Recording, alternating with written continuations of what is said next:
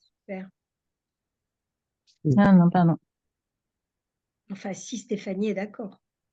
Oui, j'ai aucun souci pour ça. Je pense pas qu'on va rentrer dans. En tout cas, au moment des questions, là, on peut arrêter l'enregistrement. Peut-être qu'il y aura Ouais. des Ouais, c'est questions bon, ça.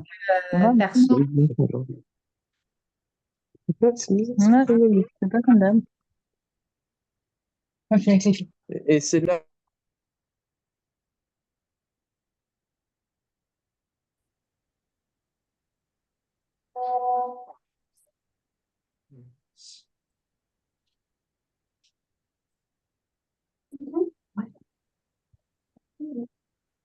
Tu m'as pas répondu, dans les autres questions.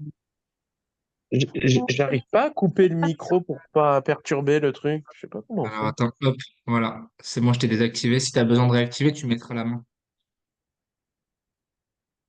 Vous vous connaissez les uns les autres? Les unes les autres? Non, pas tous. Non? On va faire peut-être un petit tour de table quand même.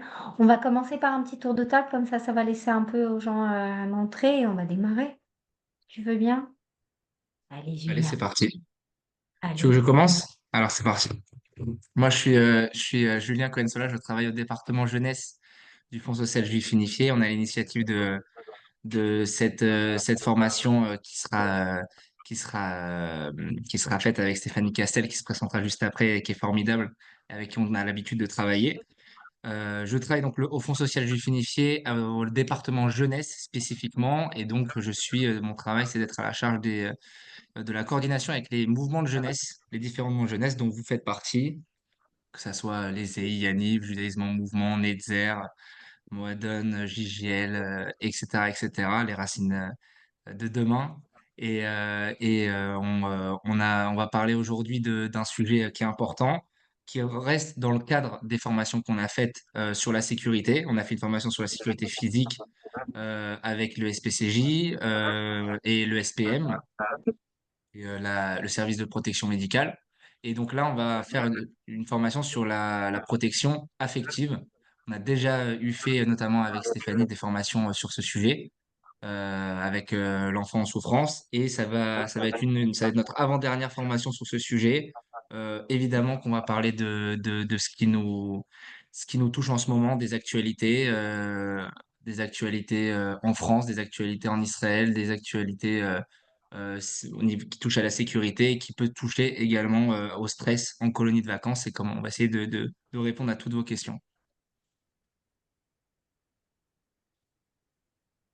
Tu veux, Oren? Moi, je vais faire dans l'ordre du. Bonjour, bonsoir à tous. Je suis donc Oren Turno, je suis le directeur du pôle jeunesse et du Talmud Torah de Judaïsme en mouvement. Et voilà, on organise une grande colo cet été pour une soixantaine de jeunes. On va être en Loire-Atlantique cette année. Et voilà, des enfants entre 8 et 14 ans cette fois-ci. Et on devait faire un voyage en Israël, mais qu'on a dû annuler pour les plus grands. Donc on le reporte pour l'année prochaine. On espère pouvoir y partir dans de bonnes conditions. Voilà. Ouais. Elisabeth? Moi, je fais dans l'ordre, je sais. Attends, je t'active ton micro. Elisabeth, Elisabeth, le je micro. t'entends. Parfait. Voilà, je recommence. Bonsoir, je m'appelle Elisabeth Benamou. Je suis responsable pédagogique à l'OFAC. Je suis formatrice au BAFA BFD. Je suis aussi directrice de centre au Gain Israël et aussi responsable pédagogique. Voilà, c'est l'essentiel de mes activités. Merci, Elisabeth. C'est Elisabeth. Johan? Attends, je vais essayer de te demander de réactiver ton micro. Est-ce que tu arrives? Ouais, Parfait. c'est tout bon, vous m'entendez? Yes. Ok, salut à tous. Johan Zakin de Lyon. Je représente le mouvement de jeunesse qui s'est créé il y a 2 ans maintenant avec Stéphanie Amsterdam, qui est la présidente, et moi le vice-président, et on représente la JGL, un mouvement qui est dédié aux jeunes de la région, de 11 ans à 17 ans. On réunit à peu près une fois par mois tous les jeunes, ceux qui sont pas forcément dans les écoles juives, ceux qui sont un petit peu éloignés, mais toujours autour du judaïsme. et des événements, des fêtes religieuses, etc. Et des événements autres que liés à la synagogue ou à un rabbin derrière. On réunit entre 30 et 40 enfants par activité et on n'a pas de colonie et on veut pas en faire. Merci, Johan. Merci beaucoup. Alors moi, j'ai un musée qui s'appelle l'Arche 2. Après. Arche de? Ouais, C'est bien. C'est l'Arche de Noé. Moi, c'est l'Arche Nissim de Noé. Malka. Bah, c'est tout bien. Petit jeu de mots, c'est cadeau. Nissim Malka, je suis le rabbin de la Grande Synagogue de Lyon et j'ai un groupe qui s'appelle les Tilsit Teens, d'adolescents qui ont entre 13 et 17 ans. On les réunit tous les mercredis pour des cours entre midi et 2 et des activités de temps en temps, ludiques et autres. Merci beaucoup. Bienvenue au Lyonnais. Ruben Cohen. On se connaît? Bonjour, je m'appelle Ruben Cohen, donc je suis responsable logistique à Tikvatenou. Donc cet été, on va faire un mahané, si je veux, en Corrèze avec une centaine de jeunes entre 7 ans et 16-17 ans à peu près. Et on organise des shiuré Torah dans l'année et des activités. Voilà. Merci Ruben. Ruben. Noémie? C'est avec nous. Ben Saïd. Non. Bonjour, moi je suis Noémie, je suis monitrice au GAN Israël cet été et je sais pas quand, je crois que je gère des petits, je crois, qui sont enfants. Voilà. Ok. Noémie. Elias? Mais je remets ma caméra 2 secondes. Vous m'excusez, je suis à l'extérieur, je suis avec le chien. Donc moi, c'est Elias Garzon. Je suis le directeur du mouvement de jeunesse Noam, qui est donc le mouvement de jeunesse Ma Sortie en France. Donc pour les jeunes Ma Sortie, on a un Mahané cet été qui réunit des jeunes entre 8 et 15 ans. Et que dire de plus? Bah, le Noam, c'est un mouvement de jeunesse global hein, qui est présent dans 18 pays. Et donc moi, je suis le représentant de la branche française. Voilà. Merci beaucoup, Elias. Elias. Alors, Arthur Korchia. Je sais pas s'il m'entend. Sinon, Manu Khalifa, est-ce que tu arrives à activer ton micro? Ah, purée, Allô, est-ce que vous m'entendez peut-être? Ouais. voilà, t'entends très bien. Ok, bah, du coup, moi je viens du mouvement Yaniv. J'ai été mono pendant quelques années et cette année je suis responsable d'une colo à l'étranger. Voilà, voilà. Merci, Manu. Merci à vous. Romy, Benaïs. Bonsoir, moi je m'appelle Romy Naïs et cet été je suis animatrice avec Yaniv pour des enfants de 8 à 12 ans. Voilà. Merci, Qui a Romy. passé des très bonnes colos étant jeune, Romy. Bien sûr, Ah. avec moi Adèle. Léa, Bégette. Je sais pas si c'est Bégette ou BG. Ouais, c'est BG. Donc moi, j'avais fait un service civique au FSJU l'année dernière et je fais partie du mouvement de jeunesse qui s'appelle Netzer, qui est un mouvement de jeunesse libéral. Puis nous, on fait partie de la branche française. Et donc, à l'année, je suis membre et animatrice. On fait plein d'activités pour les jeunes. Et puis cet été, bah, je pars en colo, euh, dans notre colo Mara Netzer, avec des enfants de 6 à 18 ans. Et voilà. Merci, Léa. Merci. Lev Mimoun. Tu m'entends, Lev Mimoun? Sinon, on va passer à Jessica Berda. Oui, bonjour. Moi, je m'appelle Jessica Verda. J'ai 18 ans. Je fais partie d'une colonie mouvement de jeunesse qui s'appelle ERAD. Et je suis monitrice depuis l'année dernière dans cette colonie. Et là, cet été, on repart pour une colo et je m'occupe de la tranche d'âge des 12 ans. Voilà. Ok, Merci, merci Jessica. Jessica. iPhone, je sais pas qui tu es. Il y a marqué Batchaz, quelque chose au début. Sinon, on est bon. iPhone, c'est bien aussi, hein. Ouais, iPhone, c'est bien. Si on a un monsieur d'Apple qui est avec nous. Ouais, sinon, on va passer, on va enchaîner, hein. On va enchaîner. Bon, Ça fait plaisir de rencontrer de nombreux représentants de tout type de mouvements de jeunesse et de colo. Je me présente, je m'appelle Stéphanie. Je suis psychotraumatologue, j'accompagne des victimes et des survivants de tout type de violence depuis aujourd'hui une 17 ans. Et on a réfléchi avec Julien, avec Philippe de Noé, sur la thématique cette année, au vu bien sûr de l'année qu'on a tous passée, au vu des besoins peut-être qui vont surgir ou qui ont surgi. Et l'idée de Noé était de mettre l'accent surtout sur l'espace sécure, le lieu sûr, comment créer un lieu sûr, déjà émotionnel, sentimental, appelez ça comme vous voulez, au sein des colos, au sein de notre mouvement de jeunesse. Par le passé, on a pu déjà échanger autour de la sécurisation des violences sexuelles. Là, vraiment, je m'écarte un peu de ça. On est vraiment sur quelque chose de bien plus simple. Et l'idée, c'est comment de réfléchir ensemble, comment on pourrait en faire presque une culture au sein de la colonie, une culture au sein de notre mouvement, pour créer finalement un lieu sûr où l'enfant ou l'ado pourrait éventuellement exprimer un mal-être si besoin, et aussi apprendre à se réguler, à réguler ses propres sentiments. On démarre? Allez, on démarre. Je vais, pendant que je fais la diapo, que je vous montre la diapo, je ne pourrai pas tous vous voir. N'hésitez pas à m'arrêter si vous avez des questions. L'idée, c'est que ce soit interactif. Je vais arrêter par moment et pour voir des vidéos et pour faire avec vous des exercices pour que vous voyez vous-même la facilité des outils et pour que ça reste pas trop en théorie.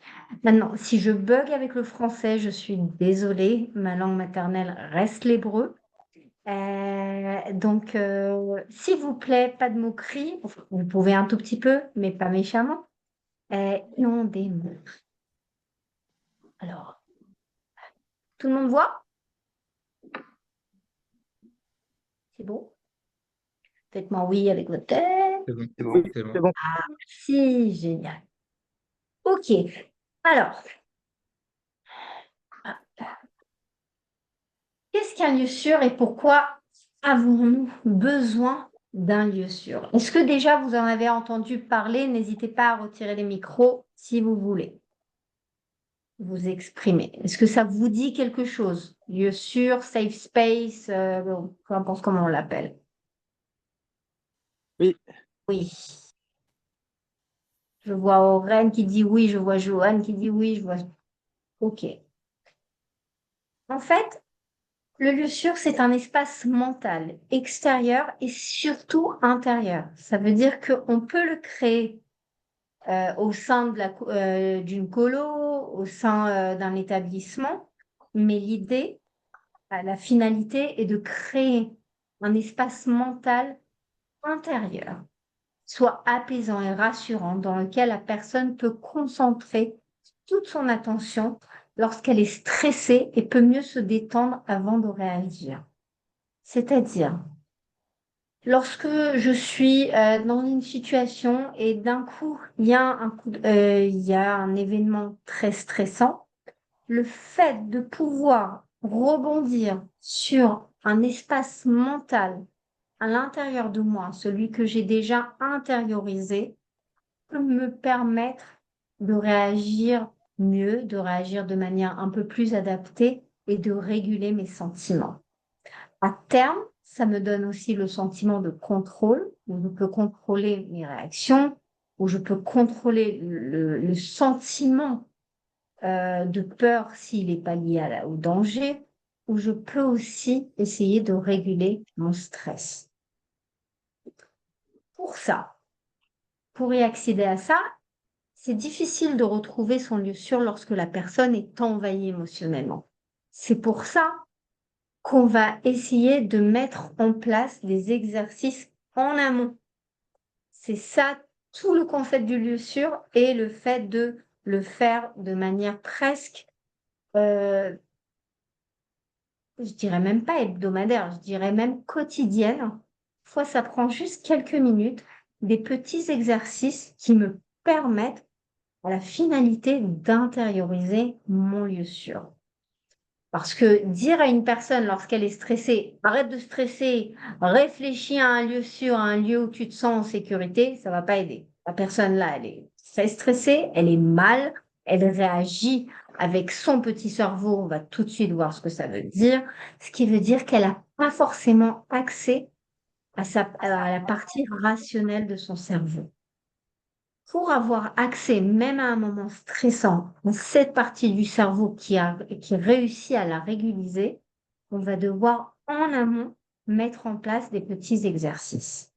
Cela ne demande pas un travail profond, c'est un travail que n'importe qui pourrait faire. On fait ça avec n'importe quelle population, avec des enfants tout petits à partir de l'âge de 3-4 ans, où ils commencent déjà à pouvoir faire des exercices de respiration, où ils ont un minimum de concentration. Déjà là, on commence avec eux ces petits exercices. On leur donne en fait des outils pour pouvoir se réguler, se contrôler, se sentir bien, ou en tout cas réussir à baisser l'intensité d'un sentiment qui est désagréable.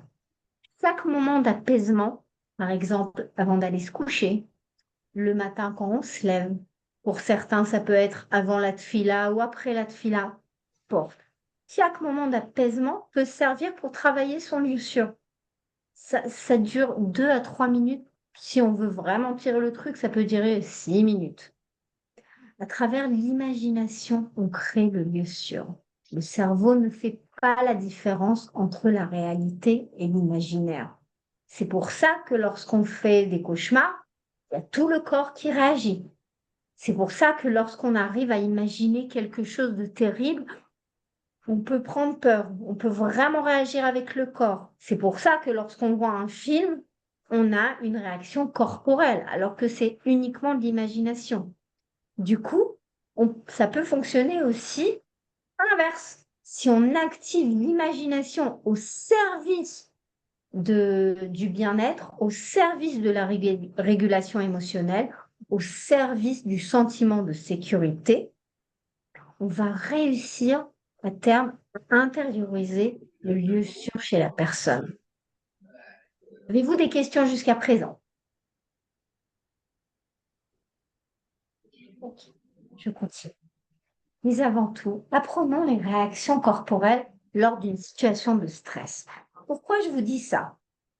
Pourquoi je veux faire cet exercice avec vous? Excusez-moi, moi j'ai une question. Oui, non. Si par exemple l'enfant a subi des traumas, tels que par exemple il a été battu et tout, ça va être plus compliqué pour lui de créer cette safe place, non? Très, très, très, très bonne question. Et la réponse va être, ça dépend.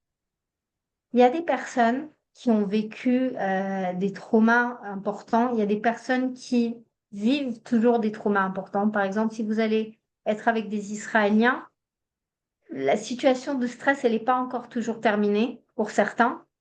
Et là, le lieu sûr risque d'être ce qu'on appelle un lieu sûr pollué. Je vous donne un exemple. J'accompagne un père de 2 soldats, un à Gaza, l'autre au Liban. Je fais avec lui le lieu sûr. Le père n'a pas vécu des traumas importants. Il est sur une plage à Tel Aviv, tout va bien. Et d'un coup, dans ce lieu sûr, il revoit ses 2 fils avec les uniformes, grands, avec les armes. Il s'effondre. Ça, c'est un lieu sûr qui a été pollué. Ça, c'est un cerveau avec lequel il faut réfléchir autrement au lieu sûr. Vous n'êtes pas des thérapeutes, vous n'êtes pas censés travailler avec ça plus profondément. Si le lieu sûr ne fonctionne pas, on va utiliser d'autres outils qui vont fonctionner. Et Noémie, si à la fin de cette formation, de cette séance de sensibilisation, je ne réponds pas à toutes vos questions, c'est-à-dire quels autres outils je pourrais utiliser si le lieu sûr ne fonctionne pas, n'hésitez pas à me le rappeler. Mais je vous promets que on est censé parler de plusieurs outils ou si jamais l'un ne fonctionne pas, on utilise un autre. Ok, ça va, merci beaucoup. Merci à vous. Avant tout, je veux comprendre mes réactions corporelles et lorsque je travaille avec des enfants, je veux aussi que eux et elles comprennent comment leur corps réagit. Ceux qui ont fait avec moi déjà des formations sur le trauma connaissent cette activité qu'on va faire là dans 2 secondes. Je vais vous demander les 30 prochaines secondes de respirer en hyperventilation. OK? Est-ce qu'on est prêt? Julien, c'est toi que je vois devant moi. Moi aussi, est-ce qu'on est prêt? Mais je vous demande vraiment de le faire. 30 secondes. C'est un peu long. Merci tous les doigts. Et essayez de vous concentrer pendant que vous respirez comme ça sur les réactions de votre corps. Comment votre corps réagit quand il manque d'oxygène. Allez, on y va.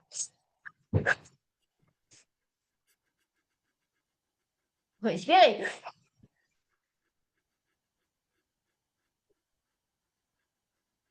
Concentrez-vous sur le corps.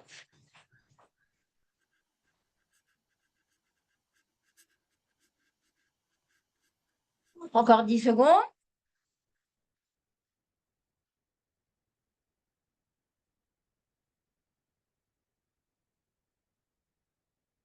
Et on peut arrêter. Je vous présente Micha. Je vais vous demander de retirer là comment ça s'appelle? Ah, j'ai oublié le mot. Qu'on puisse vous entendre. Bref. Les micros. Et dites-moi, qui a eu des vertiges? Oh, je vois Joanne qui a besoin d'une grande respiration. Hop, pardon. Qui bâille. Ça, c'est une réaction claire de manque d'oxygène. On va dire ça, hein, Joanne, on va pas dire que tu es fatiguée. Qui a eu, si vous voulez bien montrer par votre main, qui a eu des vertiges? Ah, la Lorraine.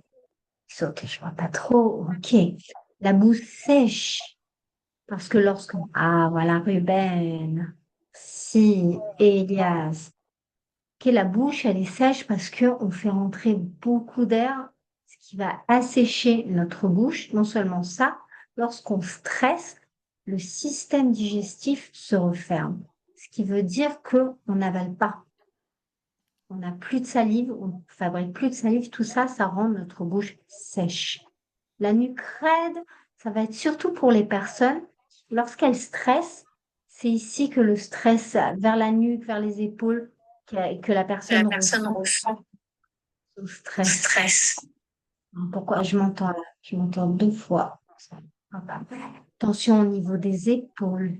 Les sueurs froides dans les mains. Attention, pas les sueurs. Il y a les sueurs froides et il y a les sueurs qui ne sont pas froides. On a les sueurs qui vont rafraîchir le corps, car il y a beaucoup d'adrénaline lorsqu'on stresse. Et il y a des sueurs pas froides dans les mains qui sont faites pour quoi? Pourquoi c'est utile d'avoir les mains moites lorsqu'on est en danger? C'est brillant comment le corps réagit. Réfléchissez par exemple au kidnapping, à l'enlèvement. Parce que les sueurs, elles viennent pour faire glisser la main pour pouvoir se retirer d'une personne qui essaye de nous enlever. C'est vraiment brillant. Le cœur qui bat très très vite pour faire passer le sang et l'adrénaline beaucoup plus rapidement dans le corps. L'adrénaline va dans les mains pour se battre et dans les jambes pour fuir. On a très souvent une boule au ventre, encore une fois, car le système digestif se referme. Envie d'uriner, car les muscles, tous les muscles du corps pour se battre ou pour fuir sont activés, sont renforcés, sont tendus. Le corps va lâcher les muscles dont il n'a pas besoin. Et on pourrait ressentir une instabilité ou les jambes qui tremblent parce qu'on a beaucoup d'adrénaline. Pourquoi je vous apprends tout ça? L'idée, c'est de faire de la psychoéducation pour les enfants, pour leur expliquer pourquoi leur corps réagit d'une certaine manière. Ça baisse instantanément la peur autour de la réaction corporelle. Très souvent, on a des enfants, des adultes même, il y a des réactions physiques qui ont lieu, ils ne les comprennent pas, ils les interprètent par manière erronée et stressent autour de ça. On le voit beaucoup chez des enfants un peu anxieux qui vont avoir la tendance à chaque coup de stress interpréter ça comme une maladie, par exemple, ou comme un réel danger. Et l'idée, c'est de psychoéduquer. Faire l'exercice que j'ai fait avec vous. D'habitude, je leur dis, vous vous levez tous. Et maintenant, pendant 30 secondes, on fait cet exercice et on regarde comment notre corps a réagi. Et la prochaine fois que l'enfant commence à stresser, il va apprendre tout doucement déjà à identifier les signes de stress avant que ça augmente. Il va apprendre à se calmer, c'est ça l'idée, dès le départ. Dès le moment où il commence à voir qu'il commence à stresser, il pourra peut-être à terme faire des exercices de respiration, de muscu ou le lieu sûr pour baisser le niveau de stress. Là, je vais vous expliquer ce que j'explique. Pourquoi mon cerveau réagit comme ça quand je suis stressée? Dans mon cerveau, j'ai 2 places importantes, j'ai 2 lieux importants. Le premier, c'est derrière mon front. Ça, c'est la partie intelligente, c'est la partie réfléchie, c'est la partie qui prend tout son temps pour résoudre des problèmes, pour analyser des situations. Ici, juste derrière ma tête, ici, en haut de la nuque, j'ai mon système d'alarme. Lorsqu'il y a un événement stressant, par exemple, je dors et à 2 heures du matin, j'entends boum, boum, boum, il y a un bruit énorme. Tout de suite, mon système d'alarme se réveille et je suis prête. Quelqu'un vient d'entrer chez moi, je suis prête à me battre ou surtout à fuir. Et là, je vois le chat et le cerveau derrière le front me dit: ah, c'est que ton chat, calme-toi. Et ces 2 parties du cerveau communiquent. La partie du système d'alarme, c'est la partie qui va être toujours prioritaire parce que c'est elle qui est chargée sur la survie de la personne. Donc, ce que j'explique très souvent, derrière ma tête, j'ai mon système d'alarme. Quand il est activé par le sentiment de peur, le sentiment de rage, le sentiment de dégoût, je veux soit fuir, soit me battre. Et si j'arrive à faire ni fuir, ni me battre, c'est là que je reste sidérée. Ça, c'est important pour nous à expliquer. Et on peut expliquer de la même manière, vous voyez comment c'est simple. Un cerveau intelligent et rationnel est un cerveau de survie, ton système d'alarme. Quand tu as peur, c'est le système d'alarme qui est activé en premier. Et lorsqu'il est activé, c'est là qu'on veut réussir à essayer de réussir à le baisser. Parce que lorsque le système d'alarme est activé, automatiquement le cerveau rationnel baisse. On est beaucoup moins rationnel, on est beaucoup moins réfléchi lorsqu'on est stressé. Si je suis dans mon salon et qu'il y a quelqu'un qui pénètre chez moi, je ne vais pas lui dire: ah, venez monsieur, asseyez-vous à côté de moi, on va prendre un café, on va réfléchir. Non, non. Première chose que je veux, c'est de fuir ou de me battre, n'est-ce pas? Donc l'idée, c'est déjà de comprendre comment ces 2 parties du cerveau interréagissent et comment lorsque mon système d'alarme est activé, je peux tout doucement aussi le baisser pour que mon cerveau rationnel puisse s'activer à nouveau ou puisse fonctionner mieux. Avez-vous des questions jusqu'à présent? Donc, je reprends. On a derrière le front la partie rationnelle, la partie qui analyse les situations, qui apprend de ses erreurs de passé et des expériences passées. Ah, la dernière fois que j'ai perdu ma clé, j'ai fait ça et ça et ça, je suis rentrée par la fenêtre. Ça a marché, très bien, cette fois-ci, je vais faire la même chose. Et on a juste au-dessus de notre nuque, vers la tête, on a un tout petit noyau, ou deux petits noyaux en forme d'amande, qui s'appelle le système d'alarme. C'est l'amygdale. Et ça, notre système d'alarme, c'est celui qui est déclenché lorsqu'on est en danger et qui active la réaction de fuite, la réaction de bataille, de se battre. Et si les deux ne fonctionnent pas, si la personne se dit je ne peux ni me battre ni fuir, là on est en situation de sidération. C'est quelque chose, cette décision-là, elle n'est pas rationnelle, elle est faite en espace de moins d'une seconde. Du coup, lorsque j'ai une réaction d'anxiété, c'est surtout l'amygdale, c'est surtout le système d'alarme qui réagit. Non seulement il réagit, il surréagit. Et c'est là que je vois des comportements de sécurité. Ces enfants qui ont peur, qui ont des anxiétés sociales et qui passent leur temps sur leur téléphone, parce que c'est un sentiment de sécurité. Les enfants qui ont peur de la nourriture et qui demandent à leurs parents d'être à tout moment rassurés. Maman, t'es sûre qu'il n'y a rien dans la nourriture. Ces enfants ultra anxieux, qui, je ne sais pas, quelles autres conduites de sécurité on pourrait voir. Ces personnes qui pourraient, parfois de manière presque obsessionnelle, pourraient penser que, ah, si je vais faire encore une fila, et encore une fila, et encore une fila, tout ira bien. Comme si la fila allait tout changer, allait les sauver, au point où ils le font de manière presque compulsive. On voit des jeunes, on voit des adultes en grande souffrance autour de ça, car ils passent leur temps de manière presque obsessionnelle à faire des prières juste parce qu'ils ont peur que le pire puisse arriver. On voit des personnes qui ont des réactions de repli sur eux-mêmes, des personnes qui évitent. Ah, si j'ai fait un accident, ben, je vais éviter la voiture. Si j'ai été agressée dans telle et telle rue, je vais éviter telle et telle rue. Ah non, non, non, aujourd'hui, le sud d'Israël, ça me fait trop peur, je descends pas, j'évite. Il n'y a aucun souci d'éviter si c'est quelque chose, si on évite quelque chose qui n'a pas d'impact sur ma vie. Ça veut dire si moi, je me dis, je veux éviter tous les, je sais pas moi, je suis en France là, tous les Érythréens. Il n'y a pas beaucoup d'Érythréens ici. Ça va pas changer beaucoup ma vie.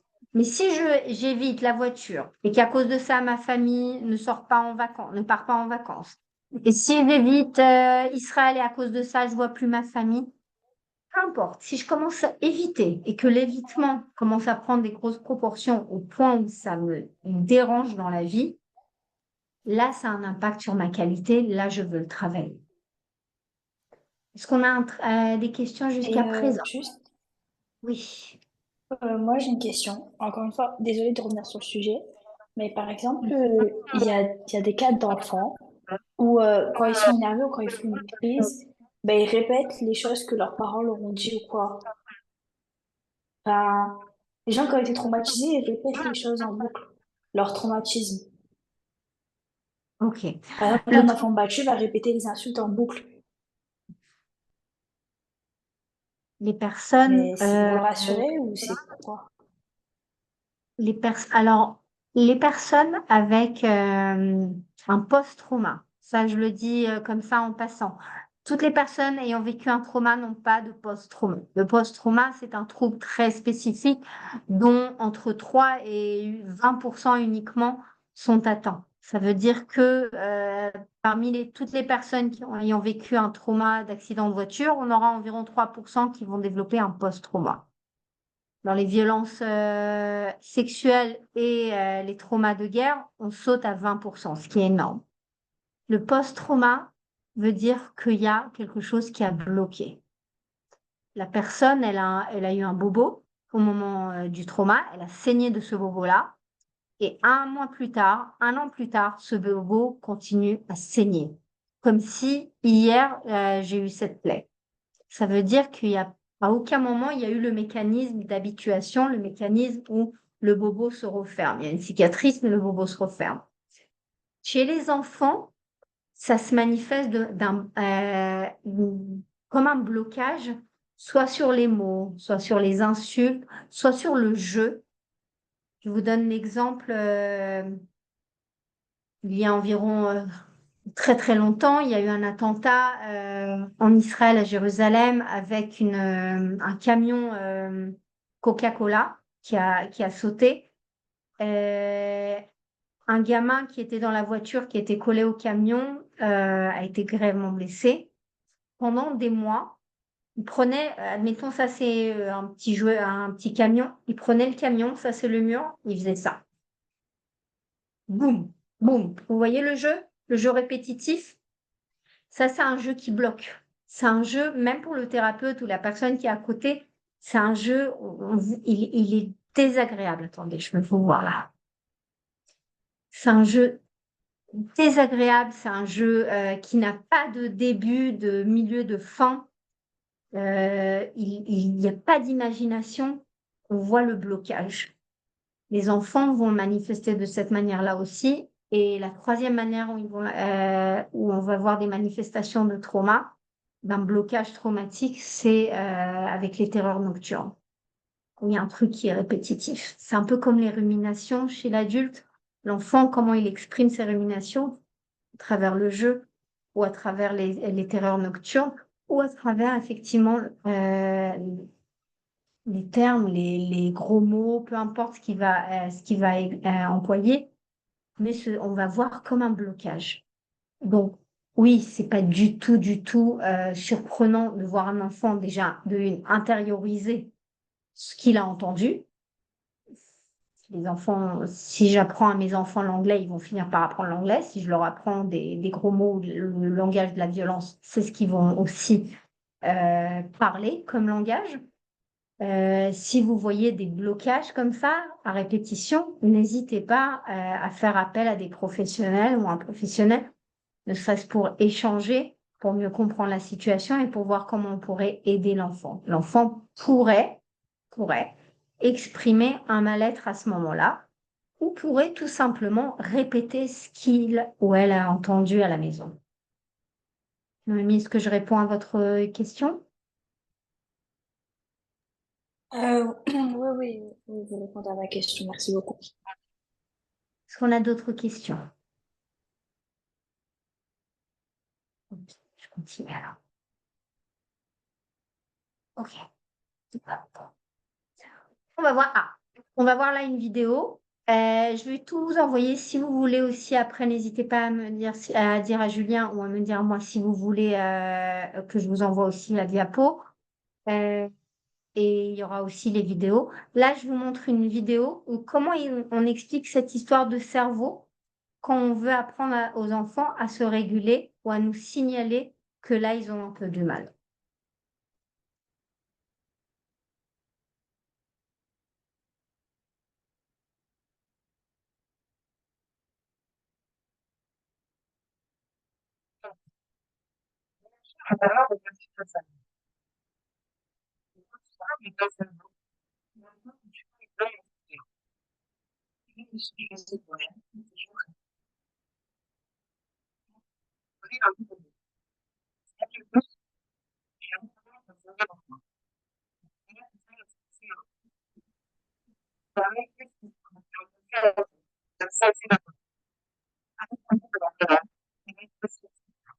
On entend mal.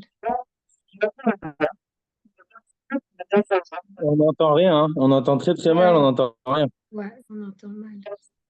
On entend mal? Ouais, rien. Ah, merci de m'avoir dit. Bon. Non, Ah, attends. c'est bête, j'ai plein de vidéos en plus. Euh, Julien, tu sais quoi faire? Je suis. Est-ce que quand t'as mis. Attends.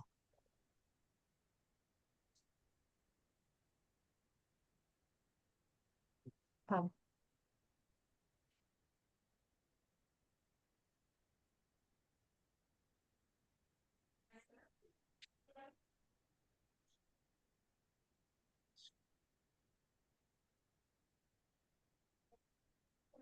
Est-ce que quand t'as fait le partage, tu as bien coché avec le son? Tu sais, il y a un truc à cocher. Alors, attends, excusez-moi. Alors, hop. Zo. Alors, venez, on essaye maintenant. Dites-moi si vous l'entendez mieux. N'hésitez pas à m'arrêter. Hop. C'est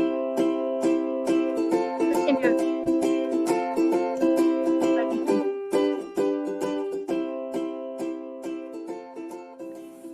Ferme ton poing. Imagine que ta main représente ton cerveau. C'est top. Bien. La partie haute de ton cerveau est l'endroit où tu prends les bonnes décisions, même lorsque tu es en colère ou que tu as très peur. Ça, c'est Maintenant, rationnel. relève un peu tes doigts. Tu vois ton pouce? Il représente ton cerveau d'en bas. C'est de là que viennent les émotions les plus fortes. Ça, c'est Il te le permet système aussi d'alarme. de faire attention aux autres, de ressentir de l'amour et d'éprouver de la colère ou de l'insatisfaction. Tu vois, si tu replies les doigts, la partie haute de ton cerveau, l'endroit où tu penses, touche ton pouce, comme ça. Elle aide la partie basse à exprimer calmement tes sentiments. Parfois, quand l'émotion est trop grande, tu peux piquer une crise. Déplie entièrement tes doigts, comme ceci. Ton cerveau d'en haut ne touche plus ton cerveau d'en bas. Cela signifie qu'il ne peut plus l'aider à se calmer. Voici un exemple de ce qui peut se passer dans ton cerveau. Regarde ce qui est arrivé à Léo quand sa petite sœur a cassé sa tour en Lego. Il a piqué une crise et a voulu lui hurler dessus.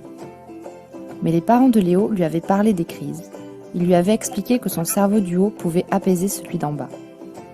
Léo était toujours en colère, mais au lieu de crier après sa sœur, il a réussi à lui dire pourquoi il était fâché et a demandé à ses parents de la faire sortir de sa chambre. Donc la prochaine fois que tu sens que tu vas exploser, imite ton cerveau avec ta main. Mais n'oublie pas, ce n'est pas un point pour te battre. C'est juste une image de ton cerveau. Déplie les doigts, puis replie-les lentement pour qu'ils recouvrent ton pouce. Cela te rappellera d'utiliser ton cerveau du haut pour apaiser les émotions fortes de ton cerveau du bas.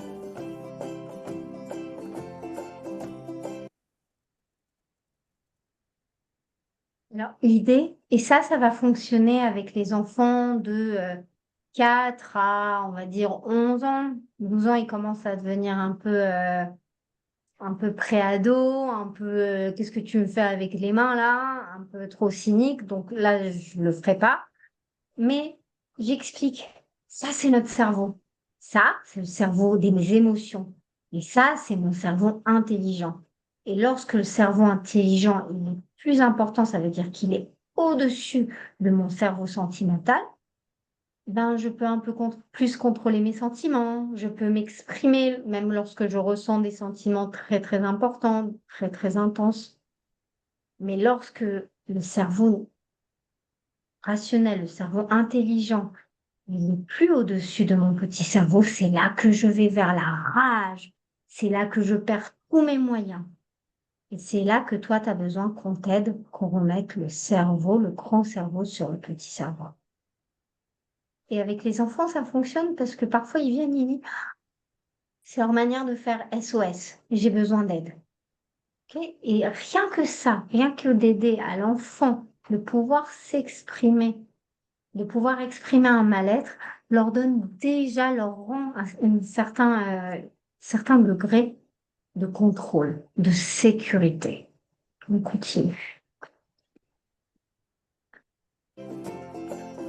Attends. Deuxième étape, la régulation et l'éducation sentimentale. Je vous ai dit, pour créer ce lieu sûr, pour créer une culture de sécurité au sein de la colo, au sein du mouvement de jeunesse, on veut pouvoir créer un espace où on est en sécurité d'exprimer nos sentiments. Surtout dans une société qui nous apprend constamment que les sentiments, c'est quelque chose d'assez négatif. Mais les sentiments, à la base, ont un rôle très, très important, surtout les émotions qui sont la première réaction. Puis après, les sentiments, c'est le développement des émotions. Par exemple, le dégoût. Il a un rôle très important de nous mettre à distance des choses toxiques. Ok, donc, il y a quelque chose que le cerveau interprète comme du poison. Il te dit, quand tu fais ça, quand tu fais cette grimace, tu fermes les narines, tu fermes ta bouche, tes yeux, tout. C'est une manière de s'éloigner et de bloquer accès à la toxicité. La peur, ça nous signale de fuir justement le danger. La culpabilité, dans certains des cas, a un rôle important d'illusion de contrôle. On le voit beaucoup, par exemple, chez les victimes et chez les survivants. Si seulement j'avais fait ça, et si seulement j'étais là, et si seulement j'avais réagi d'une certaine manière. Une autre façon de se dire, j'aurais pu contrôler la situation, j'aurais pu changer la donne. Le sentiment de contrôle, de perte de contrôle, il est tellement insupportable qu'on se raconte une histoire dans laquelle on a une partie de culpabilité et ça nous permet de se dire, ah, j'ai le contrôle. La prochaine fois que ça arrive, je ne porterai pas une jupe courte, comme ça je ne me ferai pas violer. La prochaine fois que je sors en boîte de nuit, je garderai, soit je ne vais pas boire du tout d'alcool, soit mon verre, je le garde proche de moi. Parce que soi-disant, c'était à cause de moi que toutes les choses qui me sont arrivées. Mais c'est une illusion de contrôle et le prix de la culpabilité, il est très, très cher payé. La colère Et est un sens. juste, Oui, désolée de vous oui, couper. Noémie. Quand quelqu'un veut nous faire culpabiliser, c'est-à-dire qu'il y a des personnes qui nous poussent à la culpabilité, ça signifie quoi? C'est-à-dire, Par exemple, quand un enfant, on lui donne pas un jouet ou quoi, il va nous dire, oh, et tout, il va nous faire culpabiliser de pas lui avoir donné ce jouet-là. alors c'est la réponse et ça dépend. Je ne suis Ok, pas dans la tête de la personne, ça dépend si c'est une stratégie pour se protéger, si c'est une manière d'attaquer, si c'est une manière de se déculpabiliser en accusant l'autre. Ça peut être plusieurs ok. choses. OK? Ah, merci beaucoup. Oui. Il n'y a pas de souci. La colère est un sentiment, non pas une émotion. C'est un sentiment, ça veut dire qu'il est activé par d'autres émotions, notamment l'émotion de frustration ou d'impuissance. Je me sens impuissante, c'est tellement insupportable pour moi que je deviens en colère, que je deviens rageuse peut-être. Je suis tellement frustrée par la situation, une frustration qui pourrait me laisser aussi dans une impuissance, la réaction de colère me sort de la sidération. C'est pour ça la colère, elle est super importante. La rage, elle est pas très utile. Mais la colère en soi, c'est un sentiment important. Il me fait sortir de ma situation d'immobilité ou de sidération. Et la dernière émotion qu'on va traiter là, c'est la tristesse. C'est une émotion assez unique en son genre parce que c'est une émotion sociale. Lorsque je suis triste, j'active les signaux pour que les gens viennent vers moi me consoler. La tristesse, très souvent, elle est autour de l'expérience de la perte. J'ai perdu quelque chose, j'ai perdu un statut, j'ai pas réussi un examen, je suis triste. Les gens viennent et tout de suite, qu'est-ce qu'il y a? Qu'est-ce qui se passe? Tu as besoin de quelque chose? Ils sont là pour me consoler autour de cette perte. Le drame, c'est que depuis la nuit des temps modernes, on apprend aux enfants et on nous apprend à nous que les émotions et les sentiments, c'est mauvais et qu'il faut savoir les contrôler.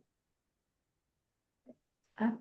Et là, on va essayer d'apprendre autre chose pour créer ce lieu sûr.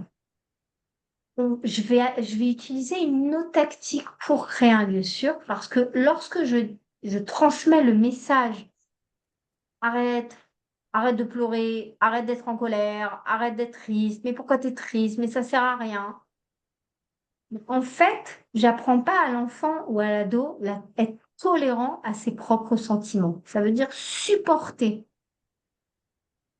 pouvoir accueillir ses sentiments comme un flux hormonal, comme le flux hormonal que c'est, et laisser la vague sentimentale passer et se dire ça aussi, ça va passer.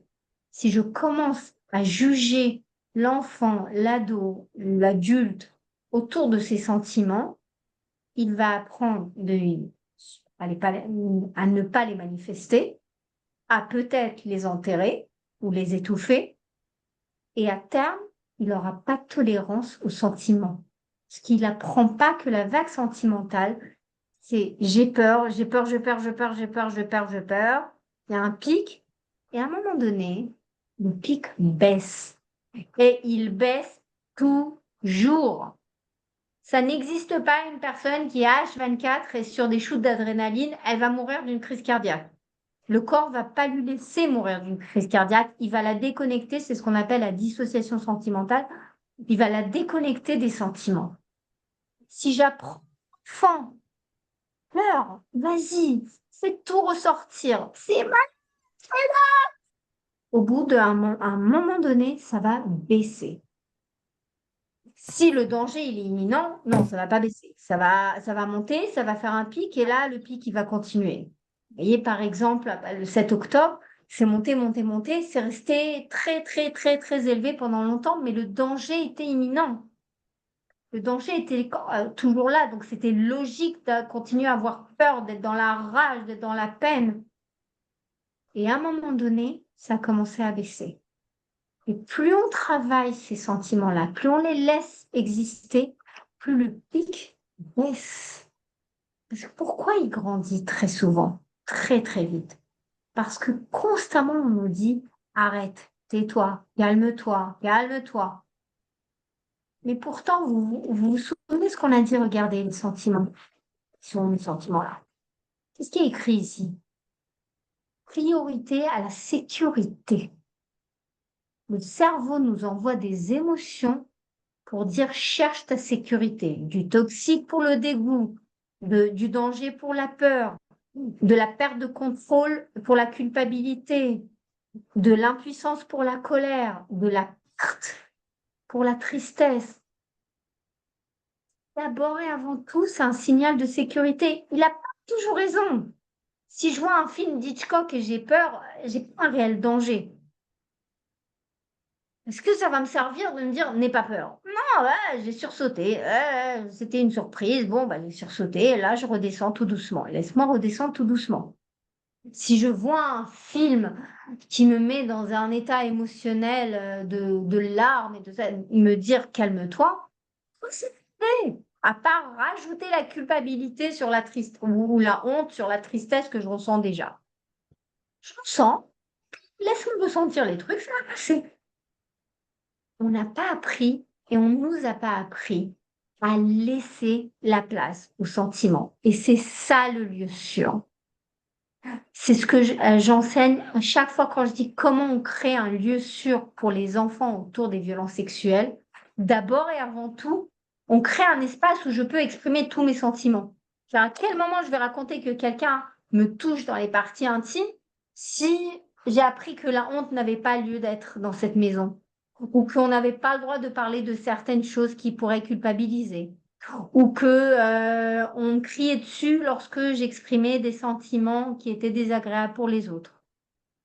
Et là, on veut juste dire à l'enfant, ok, lorsqu'il est là avec nous dans sa tristesse, on est avec lui, comme on dit en hébreu, au bord de ce précipice. Précipice? Précipice. Oui, Julien, précipice, c'est ça? Merci. Au bord de ce précipice, pour qu'il n'y reste pas seul. Je suis avec toi. Je suis désolée pour ce que tu vis. On valide les sentiments. On peut remettre en question les interprétations, les pensées. On peut remettre en question les actions, les réactions à travers la conduite. On ne remet pas jamais en question les sentiments. C'est une réaction automatique. Ne pas accepter les sentiments de l'autre, c'est de lui rajouter d'autres sentiments souvent néfastes et d'autres sentiments La honte parce qu'il ressent ce qu'il ressent, la colère parce qu'il n'arrive pas à à gérer ses sentiments, la tristesse parce qu'il a honte, parce qu'il n'arrive pas. Ça sert à rien. C'est des sentiments parasites qu'on lui rajoute. Et si l'enfant ou l'ado a intériorisé déjà ces discours des adultes, il se les dit lui-même. Donc ça sert strictement à rien. Le truc en plus, c'est que ça fonctionne pas. Et on va voir, là, on va faire un exercice. Je vais Stéphanie, vous demander. Oui, vas-y, ouais. excuse-moi, ça veut dire qu'un enfant, tu lui dis pas comment on peut faire pour que tu n'aies plus peur ou réduire ta peur, mais comment on fait pour faire face à ta peur plutôt? C'est-à-dire, quels est les bons mots à utiliser pour lui, lui montrer qu'on a compris qu'il a peur et qu'on accepte cette peur, mais qu'il faut qu'on arrive à trouver un système pour qu'il n'ait plus peur, en fait. Alors, ma question pour la peur, elle est d'abord et avant tout, est-ce que la peur est liée à un vrai danger ou pas? Un danger réel ou pas? Si l'enfant, il a super peur parce qu'il a vu devant lui un serpent, je vais pas lui dire n'aie pas peur. Aie peur. J'ai besoin que tu aies peur, c'est ce qui va te permettre de survivre. Tu vas fuir et j'espère que tu vas pas te battre. Mais si l'enfant a peur de quelque chose qui est finalement pas dangereux, déjà, je l'écoute. Je valide le sentiment. Toujours. Waouh, t'as peur. Ouais, je peux te comprendre. Ça fait peur, effectivement. Ça ne veut pas dire que c'est dangereux. Je peux remettre en question sa réaction ou son interprétation. Est-ce que, alors par exemple, est-ce que tu as t'as un exemple en tête, Oran? Bah, un enfant, typiquement chez les plus petits qui ont peur du noir. Ok. Là, je rentre même pas dans le débat. C'est une peur développementale, la peur du noir. Ça veut dire ça, c'est très souvent, c'est un rite, entre guillemets, de passage qui est complètement adapté à leur âge et ils peuvent le faire traîner jusqu'à l'âge de 10, 11 ans et parfois même plus. Mhm. Ok. S'il me dit j'ai peur des monstres au-dessous du lit, ce que moi je fais, je sors un balai et je dis tiens, regarde, viens, on va le sortir.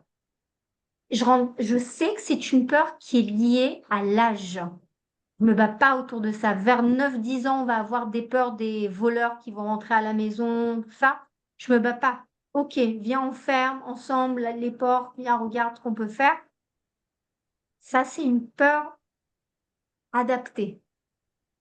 Ils passent souvent par ça. Si j'ai une autre peur, j'essaie bien sûr, maintenant, j'ai pas du tout.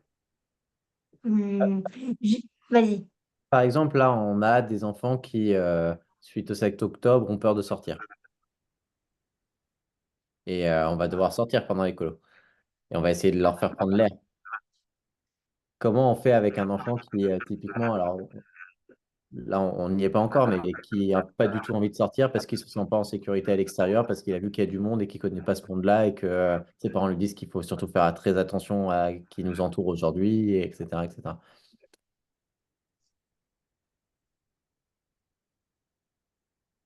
Le souci avec ça, l'événement n'est pas terminé. Mm. L'hypervigilance, là, elle est complètement adaptée.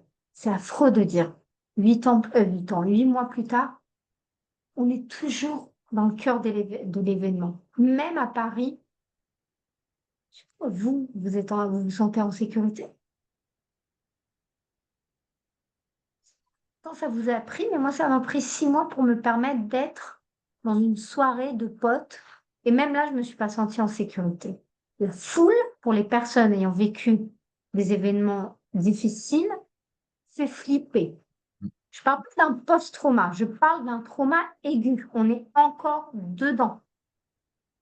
Ils n'ont pas été encore en sécurité. Ils n'ont pas été sécurisés à nouveau chez eux. J'imagine que tu me parles des enfants qui ont été évacués. Pas forcément. Ça peut être même des Pas enfants forcément. qui, par exemple, venaient au Talmud Torah et du jour au lendemain, les parents ont décidé que non, on ne va plus au Talmud Torah parce qu'on n'est pas en sécurité, parce qu'on a un lieu sensible de la communauté. Ok, Et c'est-à-dire français. que l'imaginaire qu'il peut y avoir autour qui est véhiculé par les parents, et avec le fait que là, on sait que beaucoup de jeunes parents ou moins jeunes parents qui envoient en colo, la première question qu'ils peuvent te poser, c'est est-ce qu'il y a un agent de sécurité et comment va être la sécurité. Donc, à la limite, si c'est une discussion d'adulte à adulte, on est là pour rassurer les parents, mais quand les enfants sont pris dans ces discussions-là, comment tu Ouais. fais après lorsque l'enfant rencontre une situation où il se sent en danger, où il n'est pas rassuré, il n'a pas forcément envie de Ouais. sortir. Il y a encore tout ce qui ramène de la maison, qui est Ouais. fondé ou pas fondé d'ailleurs, hein. Mais c'est là. Qu'est-ce qu'on fait? Ça veut dire qu'il faut qu'on prévoit un plan B en disant bah, il y a des activités pour les enfants qui sont vraiment pas en capacité de sortir et on fait des activités ensemble, ce qui me semble moi le plus raisonnable. Ou est-ce qu'il faut quand même essayer de les sortir à un moment ou à un autre pour leur dire on peut reprendre un petit peu vie et aller se frotter à une population qui est complètement différente, qui ne sait pas qu'on est juif, qui machin, etc., etc. Bien sûr. Les enfants apprennent la peur souvent des parents. Ok, on voit la peur des chiens. Très souvent, je vais avoir un parent qui a très peur de chiens et qui à chaque fois réagit de manière et l'enfant a appris qu'il fallait avoir peur de ça. Euh, Comme tu dis, il y a une part qui est ancrée peut-être dans une réalité, et il y a une part qui a... Tu sais quoi, depuis le 7 octobre, j'ai du mal à répondre à ça. Je vais vous expliquer pourquoi. Ouais. Je travaille avec le service des psychologues ça s'appelle Hosen Eshkol. Eshkol, c'est la région qui a été massacrée. Et les psys ce qu'ils répètent depuis, c'est leur culpabilité, car il y a eu des enfants, il y a eu des ados, il y a eu des adultes qui pendant des années leur disaient j'entends des bruits sous le sol, non, la gadère, la clôture, ça suffit pas, ça suffit pas, euh, la clôture du kibboutz, ça suffit pas, le mamad, ça suffit pas. Et ce qu'ils disent, c'est on les a pris tous pour des paranos. Et le 7 octobre, ils avaient raison. Ça a pas suffi. Tout s'est effondré. Tous les murs, hein. Les adultes, les parents, le mamad, l'équipe, je ne sais pas comment ça se traduit en français, mais l'équipe dans le kibboutz qui est censée protéger, ça s'est effondré. Les murs du kibboutz s'est effondré et le mur entre Gaza et Israël s'est effondré. Et en même temps, on n'est pas en Israël, on n'a pas une frontière avec Gaza. Mm. Leur promettre une sécurité à 100%, je peux pas. Mais chercher la sécurité à 100% va laisser ces familles enfermées chez elles. Faire des activités jamais en dehors, jamais en se mélangeant avec l'autre population, c'est rentrer dans le jeu de l'évitement autour de cette peur. L'idée, c'est tout doucement, j'ai dit, on valide toujours le sentiment, on peut remettre en question, remettre en défi la réaction, la conduite. Je comprends que tu aies peur. Est-ce que ça te dit qu'on essaye pour 5 minutes et on revient? Et demain pour 10 minutes et on revient? C'est embêtant, c'est très facile en théorie de le dire. Mais va maintenant lui coller un animateur qui va aller avec lui 10 minutes dehors et qui va revenir. Mais on veut travailler la tolérance. Vous vous souvenez de la tolérance au sentiment? Qu'il apprenne tout doucement à tolérer sa propre peur, qu'il voit que c'est pas dangereux. Et parfois, tu vas passer un été entier à le faire sortir 10 minutes à revenir. Il va rentrer chez lui à la fin de la colo et il n'aura pas passé plus de 10 minutes en dehors. Mais c'est 10 minutes déjà qu'il a gagné peut-être. Je suis désolée, j'ai un peu perdu mes notions autour du 7 octobre à vouloir vous dire, regardez, la théorie, elle fonctionne.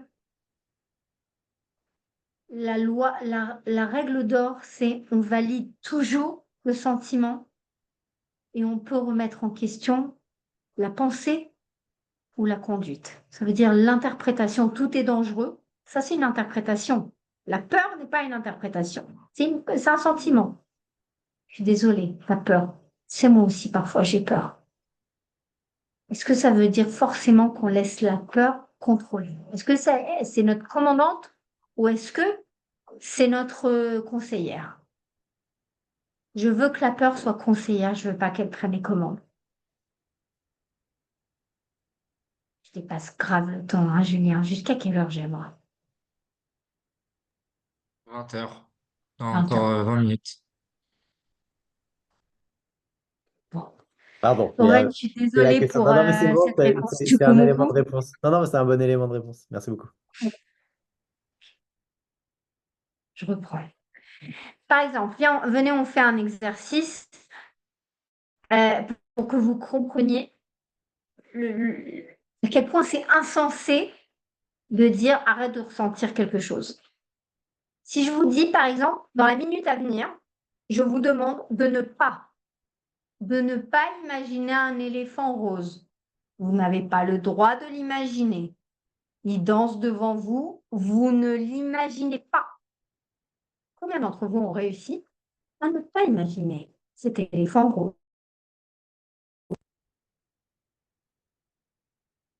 Lorsque je vous dis il est interdit, c'est lui-là qui s'active.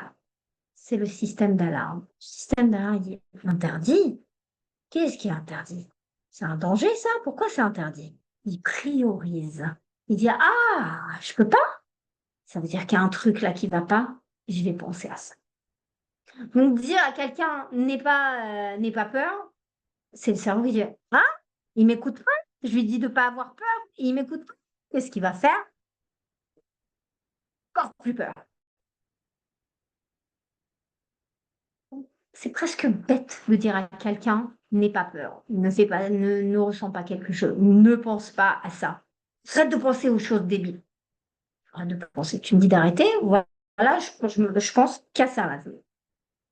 On va faire pile poil le contraire. Bon, là, je vais courir un peu si vous me permettez. De toute manière, Julien, tu nous permets aussi un petit moment d'échange? Ok, on va vous. Ok. Hop, faut que je prenne un temps. Je saute un peu sur les vidéos, je vais vous les envoyer après. Comme ça, vous pouvez les voir si vous voulez. C'est censé animer. Hop. Ok. Là, on va rentrer dans les techniques concrètes de comment on crée un lieu sûr, quels sont les outils pour réguler le corps. C'est-à-dire réguler, activer le cerveau intelligent et baisser l'intensité du système d'alarme. Ok. Le lien entre le corps et le cerveau est bilatéral. Ça veut dire qu'ils discutent entre eux. Il est parfois plus facile de manipuler le corps pour impacter le cerveau. Ça veut dire j'ai une situation qui m'a stressée. Je peux faire croire au cerveau, je peux le duper à croire que tout va bien. Comment je le fais? À travers 3 axes. Soit respiration, soit des exercices de musculation, soit l'imagination. En situation de stress, le corps s'apprête à se battre pour fuir, ça on l'a vu. Le corps ne peut pas être en condition de stress et de relaxation simultanément. C'est pas logique. Ça veut dire que les 2 parties du cerveau ne peuvent pas fonctionner de la même manière en même temps. Pas être et stressé et détente chez moi lorsqu'un cambrioleur rentre chez moi. N'est-ce pas? C'est pas logique. Il y a un qui va prendre le dessus, habituellement le système d'alarme. Du coup, cela revient à dire qu'une condition de relaxation peut pincer la réaction corporelle de stress.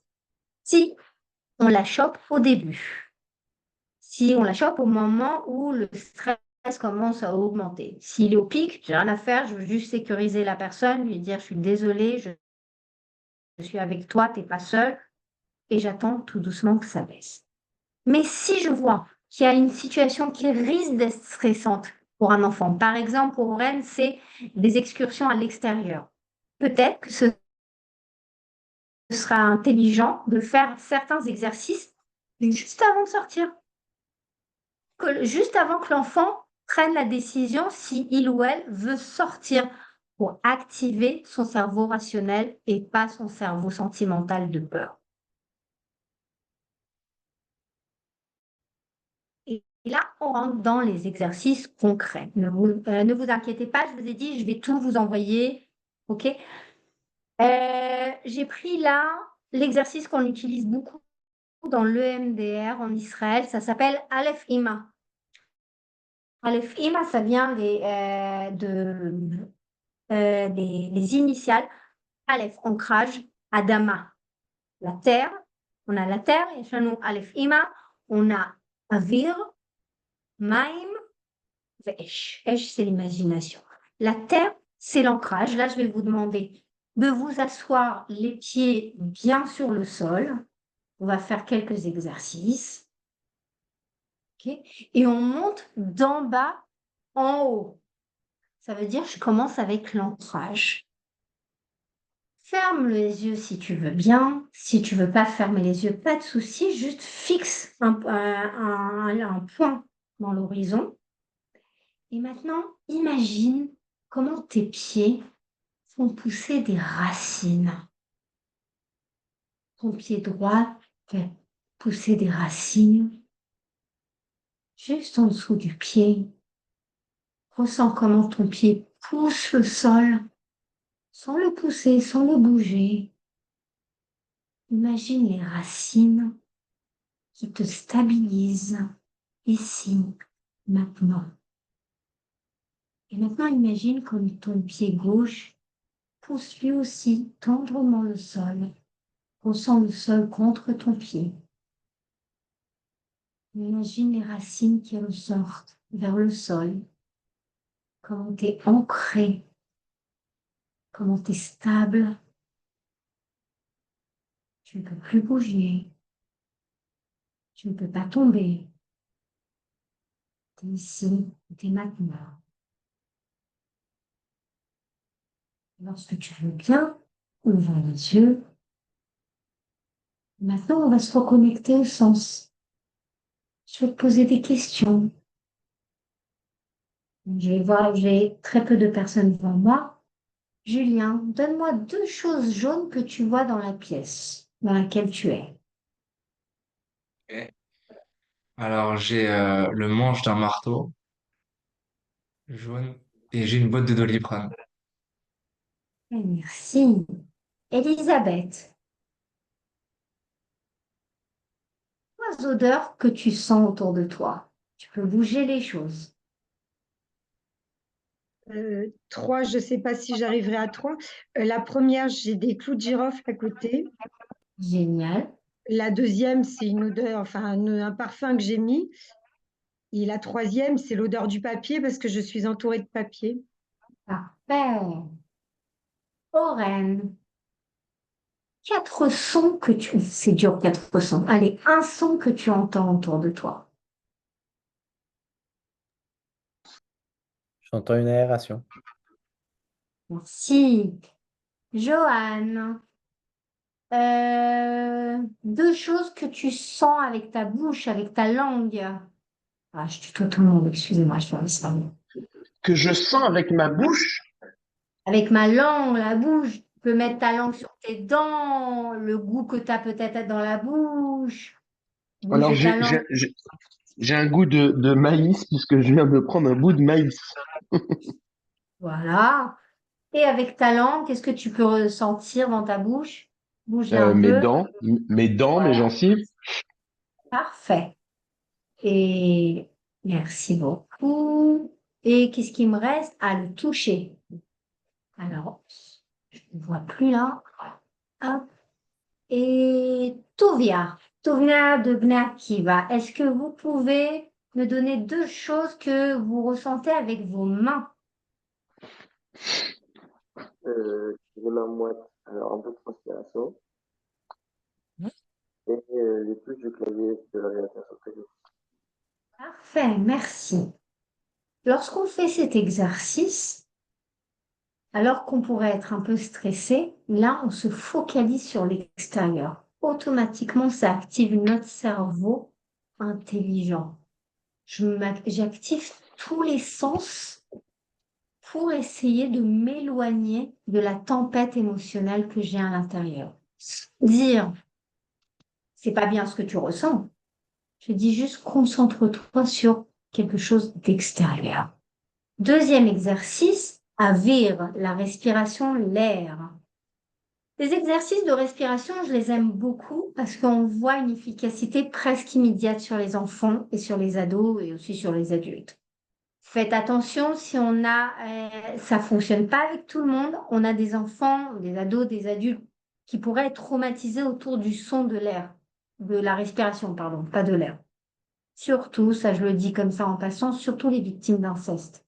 Car durant les violences incestuelles, elles ont pu entendre beaucoup la respiration de l'agresseur. Ok, donc ça fonctionne pas à tous les coups, ça fonctionne je dirais 95% du temps, ce qui est énorme. Quand même, hein. Lorsque je monte vite, j'inspire, je fais rentrer l'air. Quand j'inspire, j'active mon cerveau, mon système d'alarme. Regardez, quand on respire à stresser, on fait... On inspire beaucoup d'air. OK? J'inspire, j'arrête la respiration et j'expire tout doucement. J'inspire 1, 2, 3, 4. J'arrête la respiration 1, 2. J'expire 1, 2, 3, 4, 5, 6. Très souvent, je le fais avec la main. Si la personne est très stressée, et je vous dis, c'est presque magique ça, je lui dis, pas besoin de faire avec moi, juste écoute. Et je fais ça de manière visuelle et elle entend ma respiration. Et tout doucement, je vois comment elle commence à se synchroniser, à synchroniser sa respiration à la mienne. On va faire ensemble un tour de main. Habituellement, un bon exercice de relaxation, on demande 3 tours de main. Je rappelle, 4 en montant, je monte vite. 2, j'arrête la respiration. 6 pour expirer. Quand j'expire, c'est là que j'active mon cerveau intelligent qui est calme. On démarre.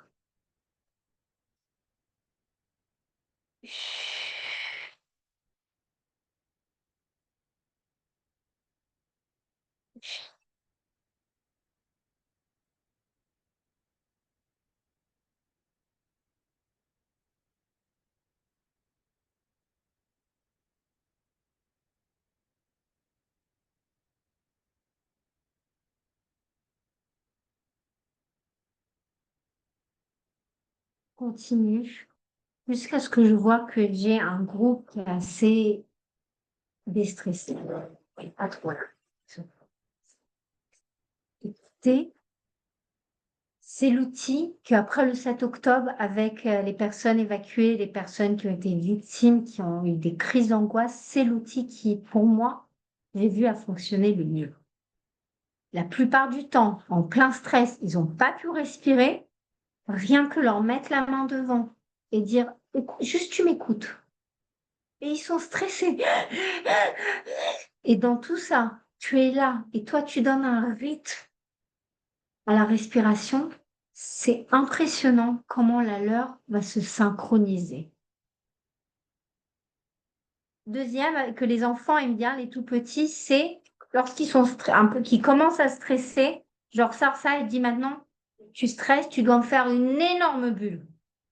Maintenant, quelqu'un qui respire, il n'y aura pas de bulle, il n'y aura que du savon partout.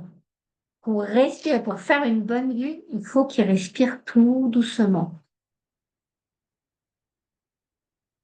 Et que comme ça. Et à force, surtout les enfants qui aiment réussir à des tâches, ça peut les motiver pour tout doucement se réguler. Le ballon, la même chose. Si je respire entrée, si je dis, OK, gonfle-moi ce ballon, quand tu peux, à ton rythme. Il faut que l'expiration soit longue. Ça veut dire qu'il faut qu'il active cette partie-là. Lorsqu'il va réussir à gonfler le ballon, c'est là qu'on sait qu'il a réussi à activer cette partie-là du cerveau. La bougie et la fleur, c'est la même chose. Ça consiste à, si j'ai une bougie, imagine que tu as une fleur, tu veux sentir son odeur, et maintenant, il y a une bougie devant toi, vous mettez une vraie bougie, vous l'allumez, souffle sur la bougie, mais sans l'éteindre. Ça veut dire qu'il faut réguler tout doucement l'air qui sort. Alors que si je l'éteins tout de suite. C'est des petits exercices qui fonctionnent super bien avec les tout petits, parfois aussi avec les plus grands, L'idée, c'est juste d'avoir une boîte à outils suffisamment riche pour pouvoir proposer et adapter les outils à votre public. La prochaine, on avait dit, on avait la terre, on avait l'air, maintenant on a l'eau. Vous vous souvenez, je vous ai dit que lorsqu'on est stressé, notre système digestif se referme. C'est pour ça qu'on n'a plus de salive. Ça veut dire que je peux activer mon corps pour réouvrir le système digestif. Et lorsque le système digestif il est ouvert, le cerveau se dit, ah, donc il n'y a pas de danger, et il active le cerveau intelligent. La troisième activité consiste à avaler. Et là, je dis, ceux qui peuvent, plient la langue en deux. Comme ça, tout le monde apparemment ne peut pas le faire. OK? Et on cumule beaucoup de salive sur la langue. Donc voilà, bravo Joël. On veut. Et on avale. Notre exercice, bon, avec les tout petits, ne faites pas ça. Les tout petits, vous pouvez leur dire, imagine que tu suces un citron. Il y a plein de salive, cumule de salive et avale. Avec les un peu plus grands, vous pouvez dire, mords tout doucement l'intérieur de tes joues. Ça crée la salive et l'aval. On va faire ça 3 fois pour faire croire au cerveau tout va bien. Et on active le cerveau rationnel. Et le lieu sûr. Notre lieu sûr, il est super, super important. Et là, j'ai arrêté. Hop. Le lieu sûr, comme je vous ai dit, consiste à imaginer un lieu où je me sens bien, le faire régulièrement, tous les matins ou tous les soirs. Ça prend quelques minutes. Comme ça, lorsque je suis stressée, Stéphanie, imagine que tu es au lieu sûr. Tout de suite, je baisse l'intensité du stress, du mal-être. Je vais vous demander de vous installer. Oh, on a perdu un bon monde là. Je pense que j'ennuie un peu les gens. Je vais vous demander de fermer les yeux si vous voulez. Si vous ne voulez pas fermer les yeux, il n'y a pas de souci. Juste regarder un point dans l'horizon. Maintenant, le lieu sûr, comme je vous ai dit, comme après la question de Noémie, pour certaines personnes, peut être pollué par des traumas, par des situations de stress. L'idée, c'est de proposer plusieurs lieux sûrs imaginaires pour que l'enfant ou l'ado puisse choisir celui dans lequel il se sent le plus en sécurité. Fermez les yeux et on commence. Imagine un lieu, ça peut être un lieu réel ou un lieu fantastique, un lieu qui n'est pas réel, un lieu où tu te sens bien. Ça peut être un moment dans l'année, un certain jour de l'année, une certaine saison, un certain moment du jour, le matin, l'après-midi ou le soir. Ça peut être un lieu que tu as connu depuis toujours, un lieu que tu connais récemment. Ça peut être un moment doux que tu aimes, hein, chaque jour, peut-être le matin quand tu prends ton café ou le soir quand tu rentres au lit. Imagine, tu es dans ce lieu. Et là, une énorme bulle de savon se révèle à toi. Elle est très solide, cette bulle de savon. Et tu rentres dans cette bulle. Et une nature merveilleuse se dévoile devant toi. Tu vois une prairie, il y a un champ. Tu te sens bien. Et dans cette nature-là, tu vois un arbre. Tu t'installes à côté de cet arbre. Tu es pieds nus. Tu sens la terre sous tes pieds. Tu sens la fraîcheur de la pelouse, la fraîcheur de la terre. Et tu t'y installes. Les rayons du soleil, si c'est le soleil que tu as, tu le ressens sur ton visage. Leur douceur, la tranquillité t'habite d'un coup. Autour de toi, il n'y a que le chant des oiseaux. Tu te sens léger ou légère. Tu te sens bien. Tu te sens aimé. Surtout, tu te sens sécure. Et la bulle de savon t'emporte plus haut et plus haut. Tu te sens toute légère et libre. Tu regardes le monde autour de toi. Tu entends les rires des petits-enfants, tu te sens bien, en sécurité. Et là, tu passes à côté d'une cascade et tu ressens la fraîcheur des gouttes d'eau. Tu prends un petit fruit, celui de l'arbre sur lequel tu es. Tu sens ce fruit, cette pêche, on va dire que c'est une pêche. Tu sens la texture de la pêche contre tes mains, contre tes doigts. Et tu croques dans la pêche. Tu ressens sa fraîcheur, sa douceur. Tu ressens le sucre entre tes dents et ses fibres. Tu l'avales. Tu ressens la pêche descendre tout au long de ta gorge et s'installer doucement dans ton estomac. Tu te sens bien, tu te sens légère, toute libre. Tu es en sécurité. Tout doucement, cette image s'estompe. Et à ton rythme, tu ouvres les yeux.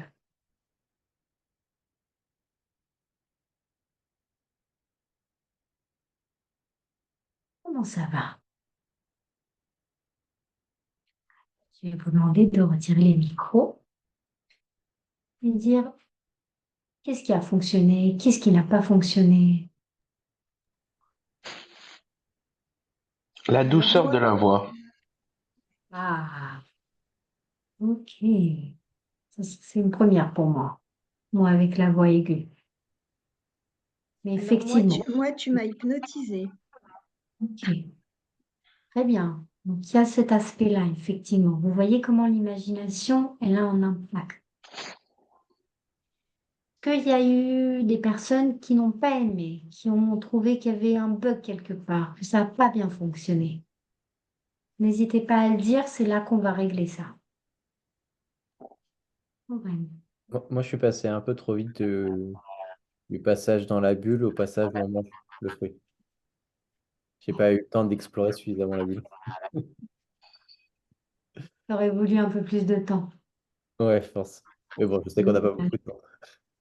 génial, génial. Tout Et à oui, fait. oui, peut-être que c'était un autre sentiment qui est travaillé. Et peut-être que j'avais besoin de plus de contemplation et moins de digérer quelque chose. Je sais pas. Génial. Tu m'amènes à un point important.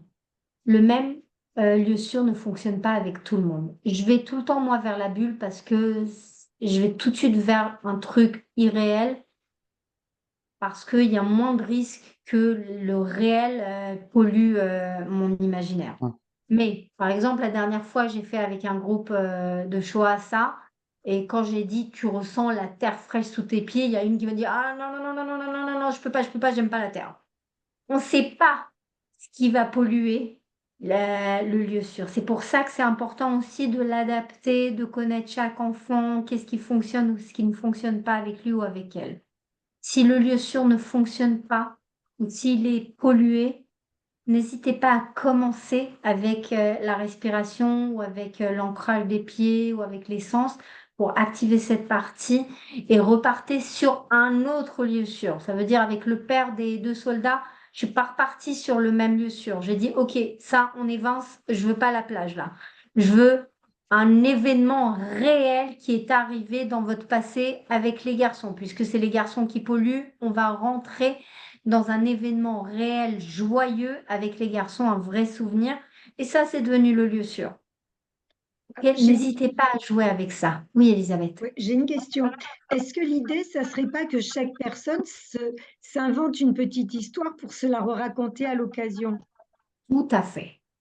Tout à fait. La première fois que je fais un lieu sûr avec une personne, je lui dis, dis-moi où tu es. Qu'est-ce que tu vois là? Qu'est-ce que tu ressens? Quelles sont les odeurs que tu sens? Je suis dans la maison de campagne de mes grands-parents quand j'avais 5 ans. T'es où dans la maison? Je suis dans le salon. Qu'est-ce qu'il y a là-bas? Raconte-moi. Et tout ça, je note. Parce que après, quand moi, je vais lui faire le lieu sûr, je vais m'enregistrer, je vais lui envoyer, je vais lui dire, tous les matins, maintenant, t'écoutes et tu fais cet exercice, ou tout le soir, tous les soirs. T'es dans le salon. Qu'est-ce que tu vois autour de toi? Qu'est-ce que tu ressens à ce moment-là? Quelles sont les odeurs que tu sens? Elle va te dire, il n'y a pas d'odeur. Et si t'étais, qu'est-ce que tu t'imagines comme odeur? Ah, le bois, le charbon. Et je suis neige dehors. Et, et qu'est-ce que tu as entre tes mains? Est-ce que tu manges quelque chose? Est-ce que tu bois? J'ai une tasse de thé. Ok, ressens la tasse de thé tiens, chaleureuse entre tes mains. J'active les sens. Dans le lieu sûr, je veux activer les sens. Vous voyez, je suis passée sur tous les sens. C'est pour ça aussi qu'on a avalé des choses, des pêches. Ok? Et si j'ai une personne qui n'aime pas les pêches, je lui ai cassé son lieu sûr là. Donc, effectivement, adaptez-le. N'hésitez pas à vraiment, on a fait un peu de pleine conscience, la pêche qui rentre dans la gorge, qui descend à l'estomac. Vous voulez que le lieu sûr, en 5 minutes, soit riche, très riche en sens. Je vais activer tous les sens. C'est ça qui va faire que lorsque j'active tous les sens le matin, 5 minutes, hein, 5 minutes, je le fais cet exercice, la personne elle a mon enregistrement, elle connaît ma voix, elle est habituée peut-être à ma voix la sécurise. Elle fait cet exercice 1, 2, 3 fois, en 2 semaines, en une semaine.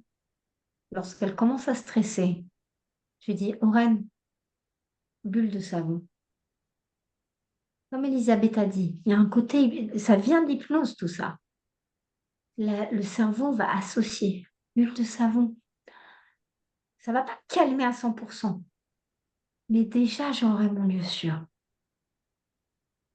Imaginez un lieu d'enfance où vous étiez heureux. Elisabeth, tu en as un comme ça? Ah, moi, Sans vous j'en ai un raconter. à portée de main. J'ai déménagé à Tibériade. Quand je vois le lac, c'est le bonheur absolu.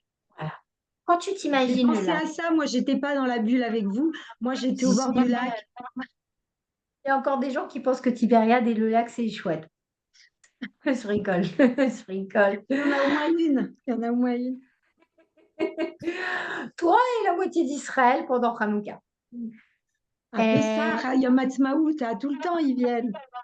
Regardez tous le visage d'Elisabeth. Rien que d'y penser, rien que de dire Kinneret, Tibériade, le lac de Galilée, notre cerveau fonctionne comme ça. Il est associatif, fois pour le négatif, parce qu'il associe beaucoup de choses négatives, et parfois pour le positif. Le truc, c'est qu'il suffit une association négative pour que, voilà, une fois, j'ai entendu l'ambulance pendant que j'étais agressée, j'ai peur des ambulances maintenant. Mais pour le négatif, il faut le travailler. C'est pour ça que je vous dis, en amont, n'hésitez pas à faire ce petit travail avec les enfants. Les enfants sont très, très forts, mais pas longtemps, hein, parce que les enfants aussi, concentration, 2-3 minutes, pas plus que ça. Enregistrez et ou chaque matin ou chaque soir, vous faites ce moment 3-4 minutes. On redescend. Et lorsque ça commence à augmenter, Joanne, pas Tibériade, je ne sais pas ce que c'était, Joanne, maïs. Un bon maïs dans les champs de, je ne connais pas la carte de la France, dans les champs du Loire. Il y a des champs là-bas de maïs. Et hop, il y a une réaction. on veut qu'il y ait une réaction émotionnelle. Donc, ça baisse. Ah, je suis bien. Je suis plus là, je suis là-bas. Avez-vous des questions? Oui, moi je Oui. crois que tu m'as tellement hypnotisée que tu as donné 4 étapes, la terre, l'air, l'eau et le feu. J'ai zappé le feu, donc j'ai dû... Le feu, c'est l'imagination. C'est ça. Ah, c'est le dernier, ok. Bah, voilà. Terre, c'est l'ancrage, c'est les pieds, Ouais, j'ai c'est tout. quelle couleur, quel sens, voilà. D'accord, Eau, c'est la salive. L'air, c'est les respirations. Et le feu, c'est feu imagination. d'imagination. Ok, super. Et dans ces cas-là, il faut faire l'eau ou l'air avant. Habituellement, on a tendance à, pour des raisons physiologiques, on a tendance à commencer par la terre. On monte des pieds, on fait ça. Pieds, jambes, D'accord. euh, euh, air, air ou eau, peu importe, parce que c'est la même zone, et imagination. Ok. Ok, Vraiment, c'est une histoire de physiologie. merci. Mais si vous, encore une fois, ça, c'est tout un programme. Ça prend environ 10 minutes, tout ça. Vous pouvez faire uniquement le lieu sûr. Si vous voyez qu'il y a des lieux sûrs qui sont pollués, commencez avec des respirations. Commencez avec l'ancrage. Donne-moi 4 choses que tu vois, 3 choses que tu entends, 2 choses que tu sens avec tes mains, une chose que tu sens avec ton nez. OK? Commencez avec ça, ça active cette partie-là du cerveau, le cerveau intelligent, et là, ça sera plus facile d'accéder à un lieu sûr. Si vous voyez qu'il y a un lieu sûr qui est encore pollué, lâchez le lieu sûr. On reste sur la respiration Ok. ou sur autre chose. OK? N'insistez pas avec le lieu sûr. Joanne, question? Non, non, parfait. Non, non, c'est très riche de sens tout ça. On est trop décontracté pour réfléchir maintenant. On a été hypnotisés. Vous me permettez alors de continuer un tout petit peu encore? Et allez. De voler quelques Oui, minutes? OK. Alors, regardez, pour certaines personnes, ça ne fonctionne pas super bien, tout ce qui est respiration. Des personnes surtout qui sont très tendues. C'est ce qu'on va faire, par exemple, avec des soldats. Avec les soldats, on ne leur fait pas des thérapies lorsqu'ils sont en combat. On risque de les tuer si on fait des thérapies. Ce qu'on va faire, c'est on va travailler la décharge énergétique dans le corps. Donc, avec les enfants, je pourrais faire un exercice de spaghetti. Ça consiste à, regardez, on se lève, on est spaghetti dur, dur, dur, on s'étire, on étire tout le corps, mais vraiment, jusqu'à ce qu'on ait mal un peu, 10 secondes, et là, on tombe comme un spaghetti mouillé. On s'écrase sur le fauteuil. L'idée, c'est que si vous êtes très tendu et que je te dis détends-toi, ça ne va pas fonctionner. Ce que je dois faire pour détendre les muscles, c'est je vais les tendre encore plus. Et là, quand je vais détendre, je vais réussir à tout détendre. Un exercice qu'on fait beaucoup maintenant avec des victimes, par exemple, du trauma aigu ou avec les soldats, où il y a une grande énergie corporelle, je vais leur dire, tire le bras. Et tu tires, ça fait mal, ça fait mal. Tire pendant 10 secondes, tu tires le bras. Et quand je compte jusqu'à 3. Quand j'arrive à 3, c'est pas que tu lâches, tu fais tomber. Vraiment, tu fais écrouler le bras. Tu le baisses. Et tu tires. Et 2, 3, 4, 5, 6, 7, 8, 9, 10. Tu fais tomber. Vite. Okay. Ça, c'est important. Pas tu baisses. Tu le fais tomber. C'est là qu'il y a vraiment l'énergie qui chute. Encore une fois, si je suis tendue, me dire détends-toi, ça ne va pas m'aider. Je ne sais pas détendre mes muscles. La seule manière de détendre les muscles, c'est de les tendre encore plus et puis là, faire tomber pour lâcher. Maintenant, je fais la même chose avec l'autre bras. Tire. 10, fais tomber. Maintenant, je vais faire avec les deux bras. OK? Troisième étape, je fais avec ma jambe. J'étire, excuse-moi, la jambe. Tire. Vous avez compris. Je fais bras, deux bras. Deuxième bras, pardon, deux bras. Après, je fais jambe, deuxième jambe, les deux jambes. Et à la fin, si vous voulez bien le faire, essayez juste pour voir ce que ça donne. Vous étirez vos jambes, vous étirez vos bras. Là, j'ai mes jambes bien étirées. Et on compte jusqu'à 10. Et à 10, on fait tout tomber.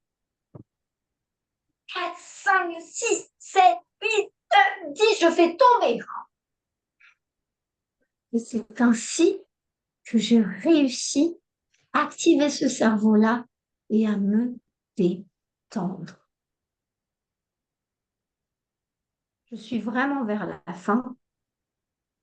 Ça, vous allez voir comment rendre présents les sentiments plutôt que de les dire ne ressens pas ça. On va faire juste le contraire. S'il y a une anxiété autour d'une situation à risque ou dangereuse, on va juste normaliser. C'est quoi? Je comprends pourquoi tu as peur. C'est normal d'avoir peur. Nous aussi, parfois, on a peur. On peut avoir peur ensemble si tu veux. Rendre présents les sentiments ou les pensées plutôt que d'essayer de les éviter. Par exemple, les chanter. Il faut une chanson. Donnez-moi une chanson de colonie de vacances connue. Les jolies colonies de vacances. Je ne connais pas, mais allez. Merci Peur, papa, peur, merci peur, maman. peur, peur, peur. Au début, on va nous regarder. Qu'est-ce qu'elle fait là? Très souvent, ça allait vers les rêves. On a déjà réagi différemment. On a rendu présent le sentiment. On a signalé au cerveau, c'est bon, je t'écoute. Et aussi, on a validé le sentiment. Donc, le cerveau ne va pas se fixer là-dessus. On peut le dessiner, on peut faire une date avec les peurs. Ça, c'est avec les enfants très anxieux. Je leur donne un cahier. On dit chaque jour, préférablement avant que tu ailles te coucher, parce que c'est là souvent que les peurs t'attaquent. Tu prends 10 minutes, maximum 10 minutes. S'ils sont petits, maximum 5 minutes. 5 minutes, c'est déjà beaucoup. Et on écrit toutes les peurs. On délimite le temps. Sinon, les enfants anxieux, ils vont prendre 3 heures à écrire toutes leurs peurs. Et c'est une manière de rendre présents les sentiments. Surtout, ça aide quand je bug. Jessica, j'ai vu votre main tout de suite. Pourquoi? Parce que lorsqu'on écrit quelque chose, on lâche prise aussi. Imaginez, vous avez une liste pour les courses. Lorsque vous ne l'avez pas écrite, cette liste, vous ruminez autour. Ah, pour ne pas oublier. Une fois que vous l'avez écrit, c'est bon, vous pouvez lâcher prise. La même chose avec les peurs. N'hésitez pas à leur apprendre à écrire ce dont ils ont peur. Jessica. Oui, vous avez dit à un moment donné, quand on suggère à un enfant d'écrire ses peurs, généralement le soir, et vous avez dit parce que c'est à ce moment-là que les peurs surviennent. Enfin, comment ça survient plus le soir qu'à un autre moment de la journée? Avec différentes personnes, ça va venir à différents moments. Il y a des personnes aussi le matin, le fait de devoir affronter la journée qui est difficile, mais le soir, au moment où on est dans le lit, seul, avant de se coucher, en hébreu, c'est ce qu'on appelle la petite mort. Je sais, rien à voir avec la petite mort en France, mais parce que c'est le moment où on se retrouve avec soi-même, avec ses propres pensées. On ne peut plus fuir à des activités ou à d'autres pensées. Et c'est pour ça que très souvent, c'est le moment le plus propice à des pensées un peu plus compliquées. D'accord. D'accord? Donc, n'hésitez pas à proposer un cahier à côté du lit.